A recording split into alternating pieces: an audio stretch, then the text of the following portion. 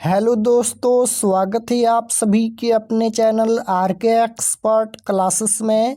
तो यदि आप भी 17 फरवरी को हिंदी का फाइनल परीक्षा देने वाले हैं तो अभी की इस क्लास में 17 फरवरी फाइनल परीक्षा के लिए हिंदी के हम लोग वैसे क्वेश्चन पेपर देखेंगे जो आपके 17 फरवरी हिंदी के फाइनल परीक्षा में पूछा जाएगा। तो आप लोग इस क्लास में अंत तक बने रहिएगा। ये हिंदी का क्वेश्चन पेपर है 17 फरवरी फाइनल परीक्षा के लिए। यहाँ पर देख सकते हो सेकेंडरी स्कूल एग्जामिनेशन 2026 एनुअल यानी वार्षिक फाइनल परीक्षा 2026 के लिए ये हिंदी का क्वेश्चन पेपर है 17 फरवरी फाइनल परीक्षा के लिए।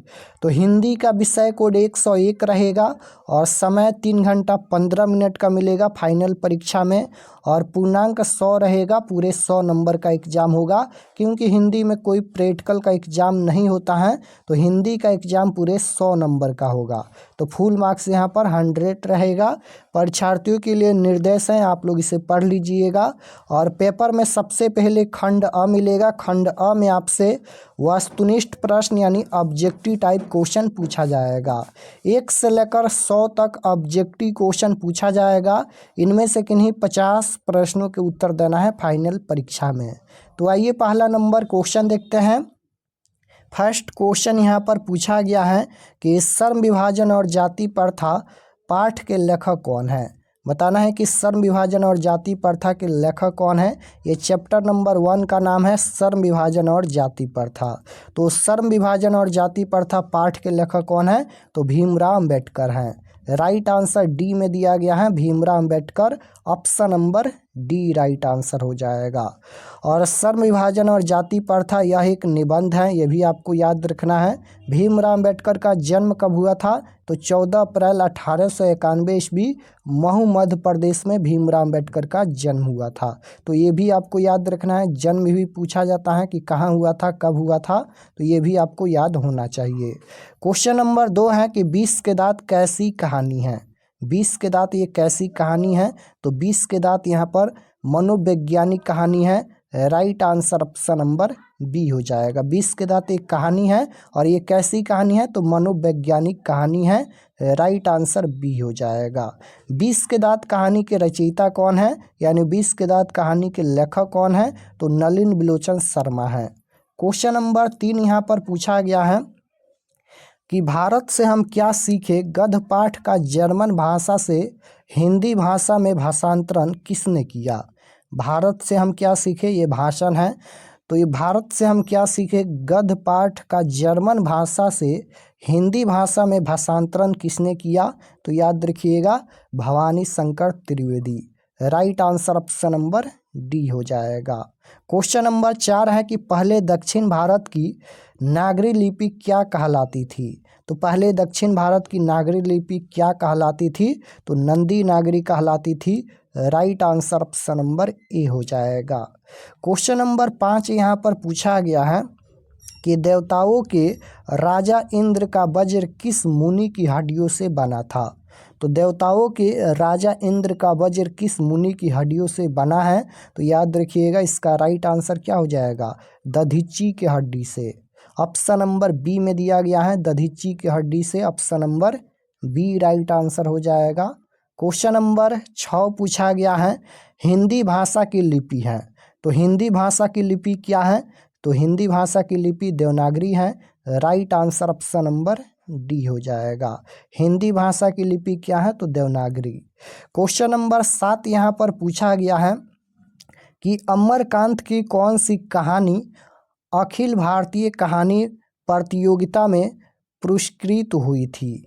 तो राइट आंसर क्या हो जाएगा, डिप्टी कलेक्टरी। Option number C right answer हो जाएगा।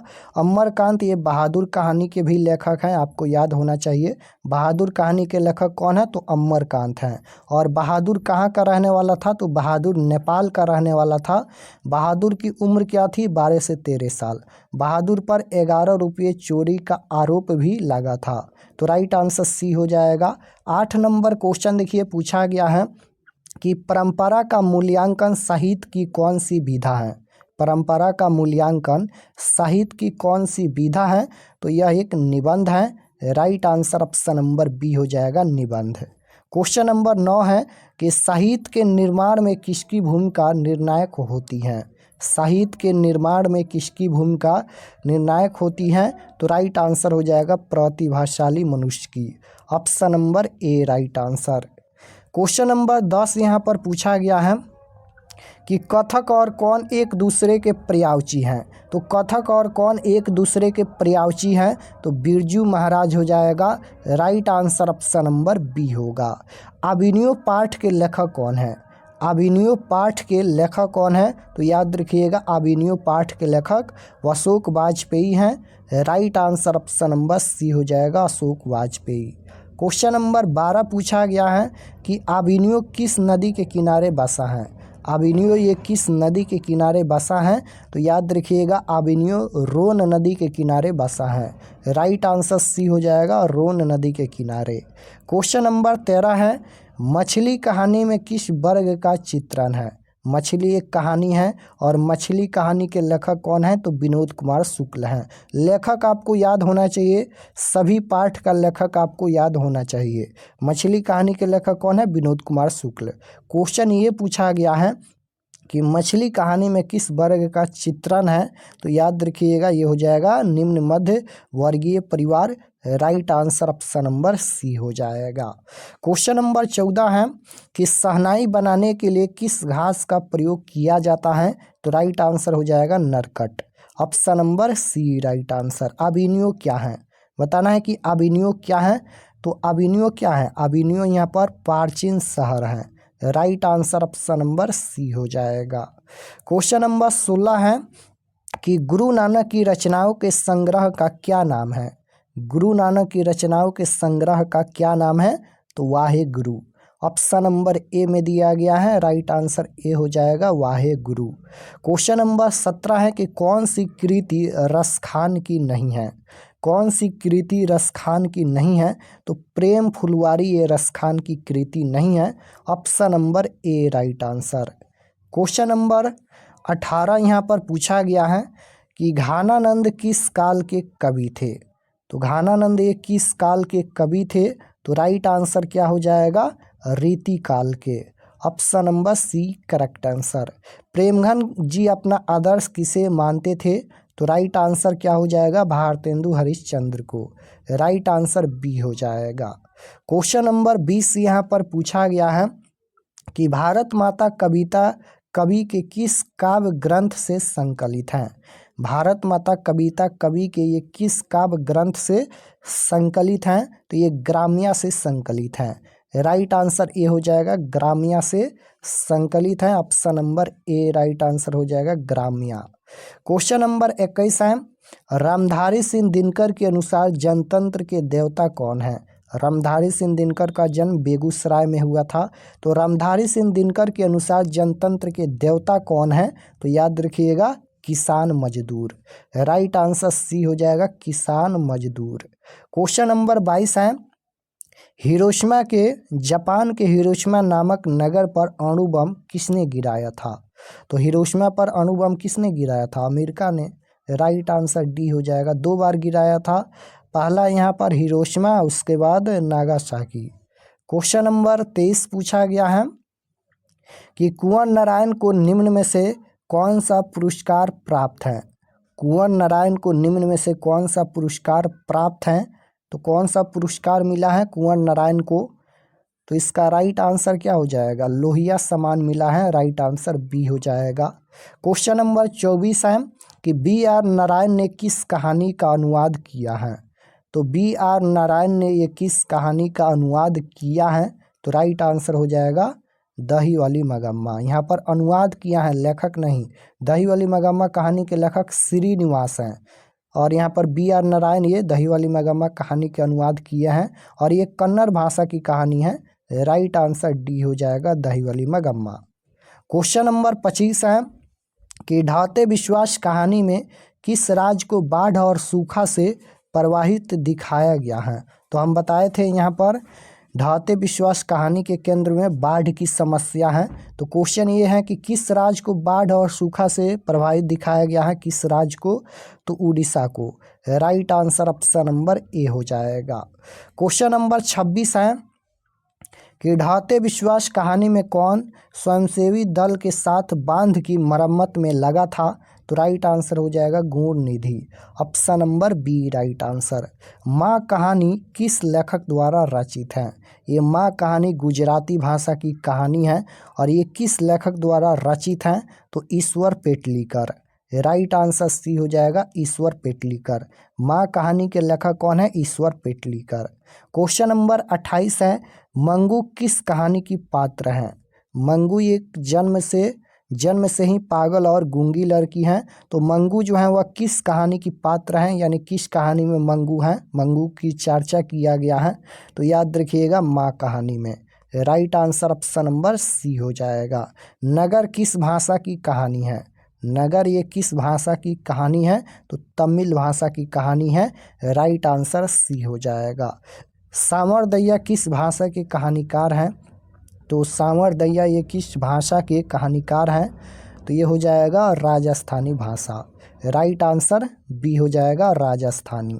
क्वेश्चन नंबर 31 है कि सीता के कितने पुत्र थे? सीता के कितने पुत्र थे? तो राइट आंसर हो जाएगा 3 पुत्र थे। क्वेश्चन नंबर 32 है, हमारी नींद में नींद किसका प्रतीक है? तो हमारी नींद कविता में नींद किसका प्रतीक है? आलस का प्रतीक है। आलस कहाँ पर दिया गया है? आलस यहाँ पर नहीं दिया गया है, तो ये हो जाएगा गफलत, option number D. Question number 33 है, लौटकर आऊँगा फिर कविता में किस फसल के खेत की चर्चा की गई है? लौटकर आऊँगा फिर कविता में किस फसल के खेत की चर्चा की गई है? तो राइट आंसर हो जाएगा धान की, option number A correct answer. 34 number question है कि वनलता सेन किसका काव्य संकलन है? तो वनलता सेन किसका काव्य संकलन है? तो याद रखिएगा जीवनानंद दास की। Right answer option number C हो जाएगा। 35 नंबर क्वेश्चन है, मेरे बिना तुम प्रभु कविता में भगवान की कृपा दृष्टि कहाँ विश्राम करती थी? तो कवि के कपोलों पर। Right answer option number D हो जाएगा।